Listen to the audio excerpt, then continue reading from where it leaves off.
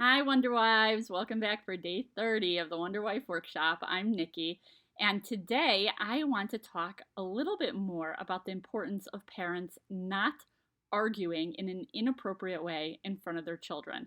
So, we left off yesterday by saying that that type of behavior can cause really severe damage to the children. And today I want to discuss further what exactly could result when a child experiences their parents arguing like that in front of them.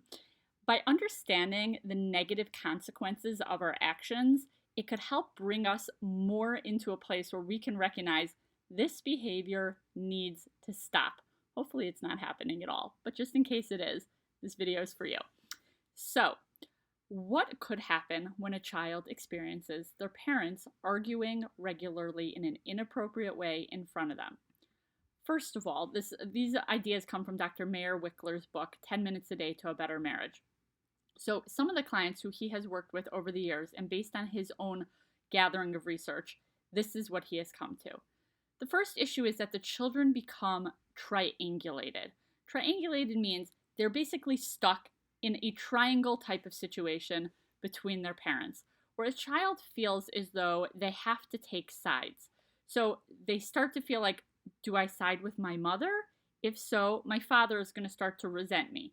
Do I side with my father? If so, my mother is going to start to resent me.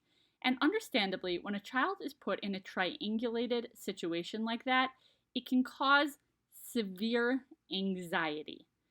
So, oftentimes we see results of anxiety manifesting physically. So, a child could start complaining that they're having headaches regularly, or maybe that their stomach is hurting them. They may not straight out say, I'm having anxiety because you guys are fighting all the time, right? It may be very subtle. So it's important to be aware of, some of these signals that a child may be giving us. Another one could be they're having a hard time sleeping at night, or maybe they're having nightmares regularly.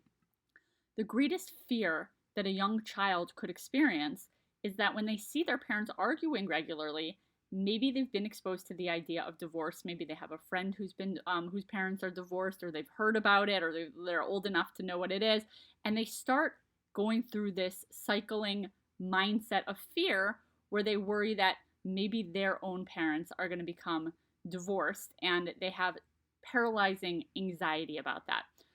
Dr. Wickler speaks about how oftentimes children say things like they don't want to go to school. They're nervous about going to school. They want to just stay home.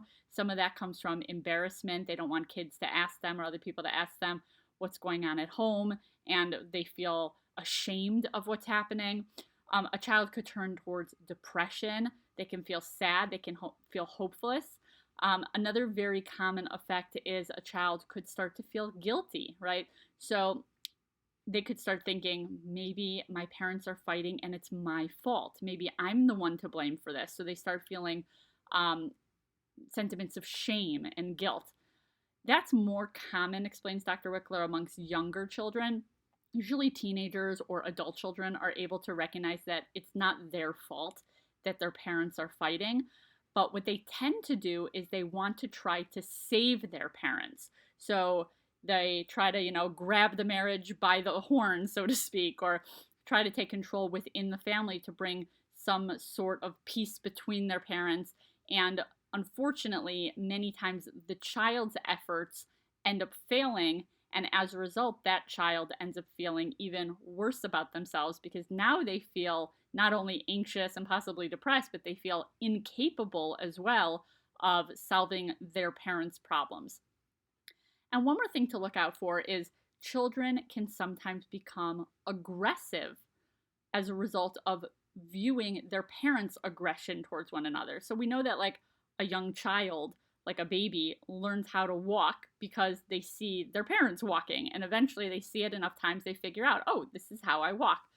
So too with our behavior patterns. So when we grow up in a home where we view our parents interacting with one another, problem solving a certain way, using a certain tone of voice, we learn those behavior patterns as well. So whether we like it or not, our children are watching us and imitating us in more ways than we may recognize, right? So it's important to recognize that our kids, when they start to become aggressive, sometimes it could be at school, sometimes it could be with their friends, it could be within our own home. And eventually, as they grow, it could be in their adult life and within their own marriages, they're learning that from us.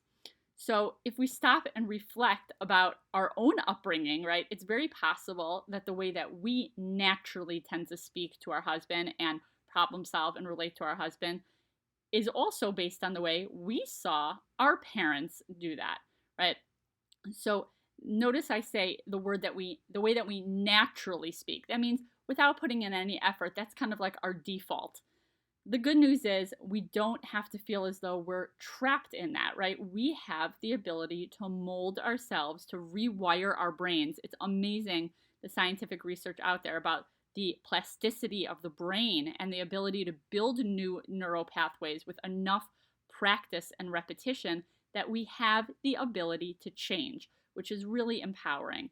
So, like I said, hopefully this class is helping us recognize the importance of why we need to be careful on how we interact with our husbands, especially in front of our children.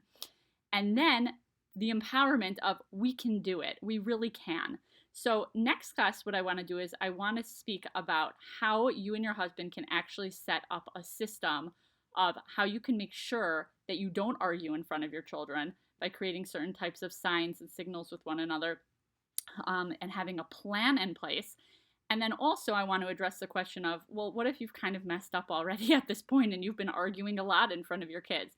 How do you do, damage control on that? So that's where we're headed next time. Thanks so much for listening.